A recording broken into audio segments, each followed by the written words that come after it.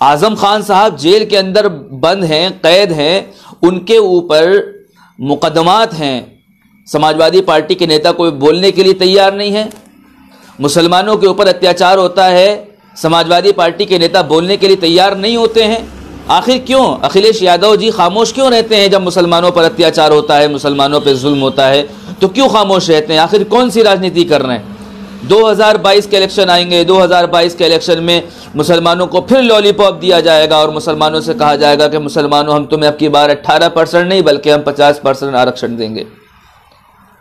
मुसलमानों को हम बेकसूर आतंकवादियों के नाम पे जो जेल में कैद उनकी रिहाई होगी, उर्दू मीडियम के स्कूल खोले जाएंगे, ऐसे ऐसे वादे किए जाएंगे मुसलमानों के साथ। और जब इलेक्शन गुजर जाता है उसके बाद मुसलमानों के ऊपर अत्याचार होता है, दलितों पर अत्याचार होता है, तो अखिलेश यादव और समाजवादी पार्टी के लीडरान खामोश बैठे रहते हैं।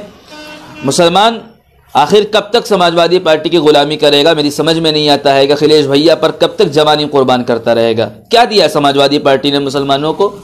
इसका कोई सवाल, जो मैं सवाल कर रहा हूं उसका जवाब समाजवादी पार्टी के नेताओं के पास है तो जवाब दें। मुसलमानों को क्या दिया है? समाजवादी पार्टी ने मुसलमानों को क्या दिया है?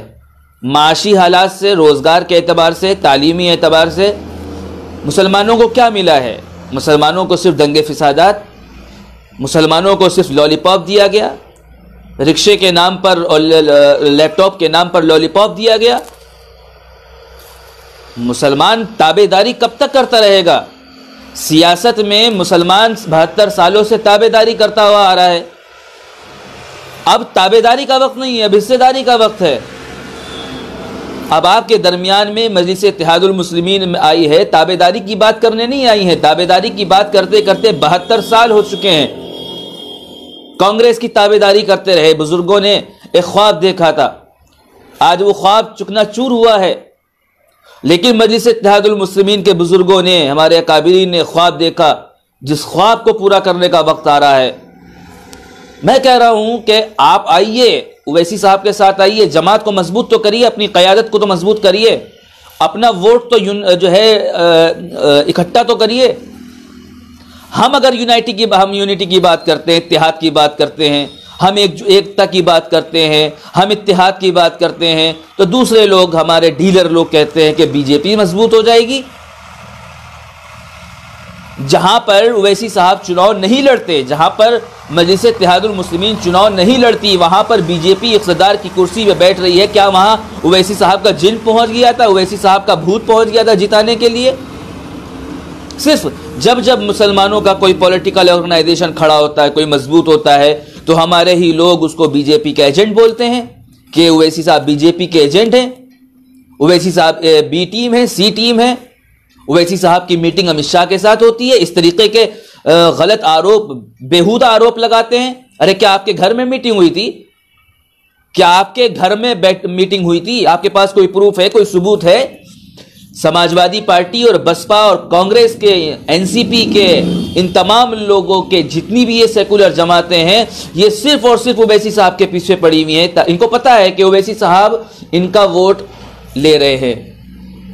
उत्तर प्रदेश के अंदर अगर मजलिस इत्तेहादुल मुस्लिमीन मजबूत होती है, मजलिस इत्तेहादुल मुस्लिमीन आगे बढ़ती है, तो नुकसान किसी का नहीं है। ओवैसी साहब अपना वोट ले रहे हैं। क्या ओवैसी साहब को इस लोकतंत्र में, इस स्वतंत्र भारत में, क्या ओवैसी साहब को इलेक्शन लड़ने का अधिकार नहीं है? क्या ओवैसी साहब की जमात को चुनाव लड़ने का अधिकार नहीं है? क्या मुसलमानों के डीलर समाजवादी और बसपा कांग्रेस रहेंगे? नहीं, सवाल है भाई, सवाल हम करेंगे, हम सवाल करेंगे। आखिर कब तक ये मुसलमान समाजवादी के तलवे चाटेगा? ये मुसलमान आखिर कब तक बसपा का दरबारी बनेगा? मुसलमान आखिर कब तक कांग्रेस की सभाओं में जिंदाबाद और मुर्दाबाद के नारे लगाएगा? आखिर कब तक? अगर कोई अच्छा बेबाक कायद और बेबाक लीडर निकल के आ रहा है तो मुसलमानों को सपोर्ट करना चाहिए, दलितों को सपोर्ट करना चाहिए।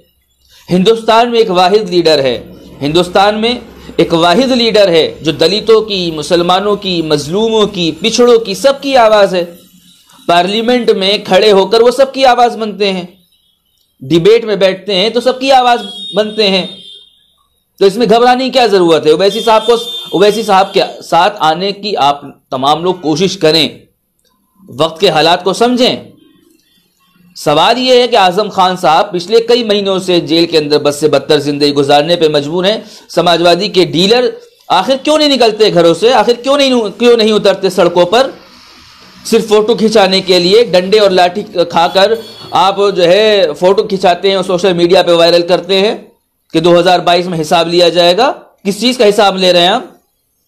नहीं, किस चीज का हिसाब ले रहे हैं? आजम खान के मुद्दे पर खामोश रहते हैं, एनआरसी, CAA, NPR पे खामोश रहते हैं, ट्रिपल तलाक पे खामोश रहते हैं, बाबरी दादरी पर खामोश रहते हैं, पहलू खान, हाफिज जुनैद पर खामोश रहते हैं, मॉब लिंचिंग के नाम पर बेकसूर मुसलमानों को मारा जाता है, समाजवादी पार्टी के डीलर खामोश रहते हैं। सवाल यही है कि मुसलमानों पर जब जुल्म होता है, जब अत्याचार होता है, तो समाजवादी के डीलर आखिर खामोश क्यों रहते हैं, घरों से बाहर क्यों नहीं निकलते हैं? एक वाहिद शख्स है वैसी जो आपकी बेबाक आवाज बनता है। लेकिन अफसोस की बात है, बहुत अफसोस की बात है कि हमारी कौम के डीलर ओवैसी साहब जैसे बेबाक लीडर को बीजेपी का B टीम और T टीम और C टीम बताते हैं। बड़े अफसोस की बात है। बात यह है कि नफरत की राजनीति को ख़त्म करना होगा, इत्तेहाद को पैदा करना होगा और इंशाअल्लाह 2022 के इंतखाबात में बैरिस्टर ओवैसी साहब किंग मेकर बनेंगे इंशाअल्लाह ताला। मजलिस इत्तेहादुल मुस्लिमीन पूरी मजबूती के साथ इलेक्शन भी लड़ेगी और आली जनाब शौकत अली साहब हमारे प्रदेश अध्यक्ष हैं, जिन्होंने ऐलान किया है कि जालिम और फाहिश ताकतों को रोकने के लिए, बीजेपी को सत्ता की कुर्सी से रोकने के लिए हमारे यहाँ पर सभी दलों के लिए दरवाजे खुले हुए हैं। आइए हमारे साथ, हम इन जालिम और फाहिश ताकतों के खिलाफ लड़ेंगे। इन जालिम और फाहिश ताकतों को रोकने के लिए साथ में आना पड़ेगा और इन जालिम और फाहिश ताकतों को रोकने के लिए ओवैसी साहब को साथ लेना पड़ेगा। उत्तर प्रदेश में याद रखिए, यकीनन हम तमाम लोग यूनाइट होकर, हम तमाम लोग मुत्तहिद होकर इंशाअल्लाह मजलिस इत्तेहादुल मुस्लिमीन को फुल सपोर्ट करेंगे, इंशाअल्लाह इलेक्शन लड़ाएंगे इंशाअल्लाह ताला। तीसरी अहम चीज है, मैं हमेशा कहता हूं कि अल्लाह ताला ने कुरान करीम में इस उम्मत को खैर उम्मत का लक़ब दिया है। कुंतुम खैर उम्मतिन उखरिजत लिन्नास, तुम बेहतरीन उम्मत हो। अल्लाह ने इस उम्मत की कुरान में तारीफ फरमाई, तुम बेहतरीन उम्मत हो, तुम लोगों की नफ़र आसानी के लिए भेजी गई हो, अच्छाइयों का हुक्म करती हो, बुराइयों से मना करती हो और अल्लाह पर ईमान लाती हो। ये कुरान करीम कह रहा है, उम्मत का लक़ब दिया है। आज ये उम्मत बड़े अफसोस के साथ कहना पड़ रहा है, जिस उम्मत का जिक्र कुरान करीम में है, आज ये उम्मत सियासी एतबार से मजबूर और लाचार है, सियासी एतबार से यतीम है।